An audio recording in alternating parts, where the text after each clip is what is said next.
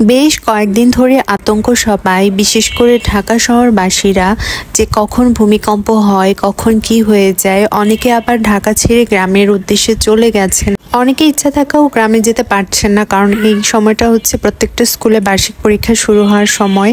আবার অনেকে চাকরিজীবী রয়েছে, তো তাদের কর্মক্ষেত্রের জন্য অবশ্যই তাদের থাকতে হচ্ছে। ইচ্ছে করলে তো আর যাওয়া যাবে না। সবচেয়ে বড় কথা হচ্ছে ভূমিকম্প কখন হবে, কিভাবে হবে, কত মাত্রার হবে, এই ধরনের তথ্য কেউ কখনো দিতে পারেনি আর পারবে না। সেজন্য কেউ আতঙ্ক না হয়ে সবসময় পজিটিভ চিন্তা করবেন, আর হচ্ছে অবশ্যই সতর্ক থাকতে হবে। সৃষ্টিকর্তার কাছে অবশ্যই আপনারা প্রার্থনা করবেন। আজ যেহেতু ছুটির দিন, তো ভাবলাম একটু স্বপ্নতে ঘুরে আসি, আমার ছেলের জন্য কিছু স্ন্যাক্স কিনে নিয়ে আসি।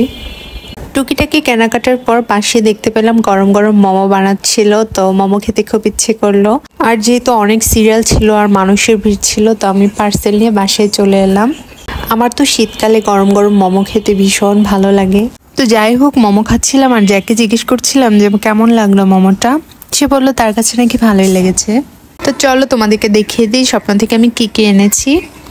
এই যে কোকো ক্রাঞ্চ, আর হচ্ছে চিকেন বল, নাগেট, এগুলো আসলে জ্যাকের খুব পছন্দ। বিশেষ করে স্কুলে টিফিনের নাস্তায় ঝটপট নাস্তা রেডি করা যায়। তো এইটুকুই কিনেছি। আর এখন যেহেতু উইন্টার সিজন, সেজন্য আমি আমার জন্য একটা ভেসলিন কিনেছি। তো এই ছিল আজকে ভিডিও। সবাই খুব ভালো থাকবেন, সবাইকে অসংখ্য ধন্যবাদ। Take care, tata.